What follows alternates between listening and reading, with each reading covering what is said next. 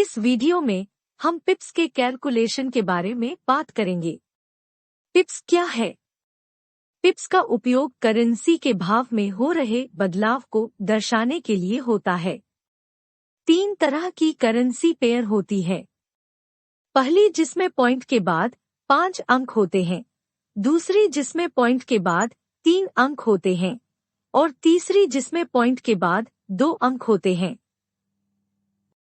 सबसे पहले बात करते हैं 5 अंकों वाली करेंसी पेयर के बारे में। फॉर एग्जाम्पल, यूरो यूएसडी, जिसमें पॉइंट के बाद 5 अंक है और 5वां अंक 0.1 पिप यानी कि 1 पॉइंट को दर्शाता है। वैसे ही आगे के अंक 1 पिप, 10 पिप्स, 100 पिप्स, 1000 पिप्स और 10,000 पिप्स को दर्शाते हैं।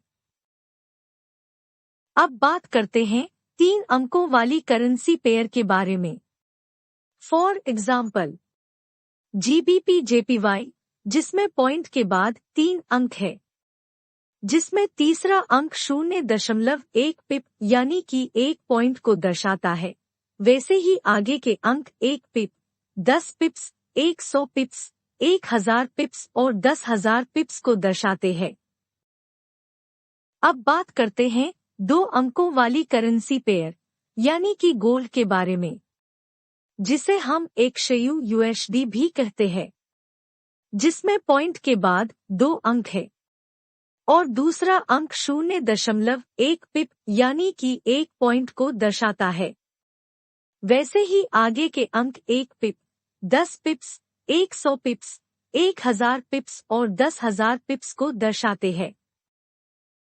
यहाँ पर 0.1 पिप बराबर 1 पॉइंट यानी कि 1 पिप बराबर 10 पॉइंट होता है।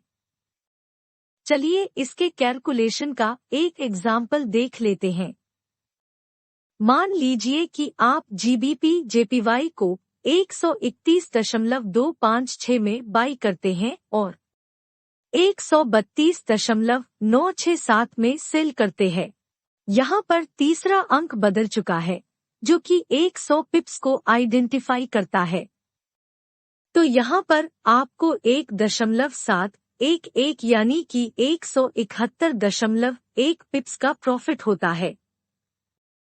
अब अगर आपने यहाँ पर एक स्टैंडर्ड लॉट साइज ले रखी है, तो आपको यहाँ पर $1,711 का प्रॉफिट होता है।